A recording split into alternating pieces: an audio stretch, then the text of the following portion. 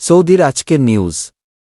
শুক্রবার বাংলাদেশের সঙ্গে অর্থনৈতিক সম্পর্ক জোরদারে আগ্রহী সৌদি আরব। বিস্তারিত জানতে ভিডিওটি শেষ পর্যন্ত দেখুন। ঢাকায় নিযুক্ত সৌদি আরবের রাষ্ট্রদূত ইসা ইউসুফ ইসা আল দুহাইলান সৌদি আরব ও বাংলাদেশের মধ্যে অর্থনৈতিক সম্পর্ক বৃদ্ধির উপর জোর দিয়েছেন। তিনি জানান, সৌদি আরবের ব্যবসা প্রতিষ্ঠানগুলো বাংলাদেশে আরও বিনিয়োগ করতে আগ্রহ প্রকাশ করছে। রাষ্ট্রদূত ইসা ইউসুফ ইসা আরএসটিটি ইন্টারন্যাশনাল এবং এসিড ব্লিওয়ে পাওয়ারের মাধ্যমে লজিস্টিক, সার্ভিস সেক্টর এবং নবায়নযোগ্য জ্বালানিতে বিনিয়োগের কথা উল্লেখ করেন। মঙ্গলবার রাষ্ট্রীয় অতিথি ভবন যমুনায় প্রধান উপদেষ্টা অধ্যাপক মোহাম্মদ ইউনুসের সঙ্গে সৌজন্য সাক্ষাৎকালে সৌদি রাষ্ট্রদূত ইউনুসের নেতৃত্বের প্রশংসা করেন। তিনি বলেন, ইউনুস দেশকে সমৃদ্ধির পথে নিয়ে যেতে সক্ষম।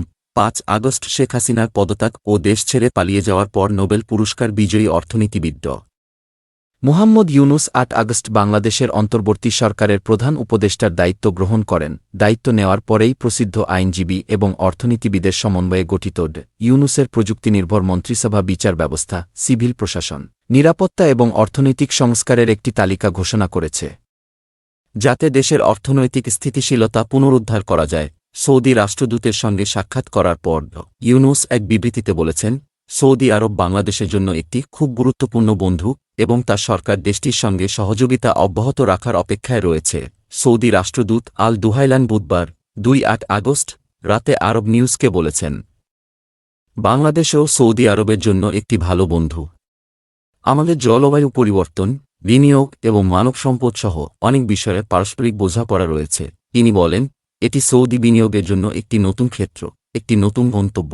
আমরা বাংলাদেশে নবায়নযোগ্য শক্তি ও লজিস্টিকে বিনিয়োগ করতে আগ্রহী। রাষ্ট্রদূত বলেন, সৌদি আরব বাংলাদেশের সরকারি ও জনগণের স্তরে কি চমৎকার সম্পর্ক উপভোগ করে এবং তার ইউনুসের সঙ্গে একটি ফলপ্রসূ বৈঠক হয়েছে। আল দুহাইলান বলেন, আমি তাকে সৌদি বিনিয়োগের জন্য প্রক্রিয়াগুলো দ্রুত করার এবং সমস্ত বাধা দূর করার অনুরোধ করেছি। এছাড়া সৌদি বিনিয়োগও আকর্ষণ করার কথা বলেছি।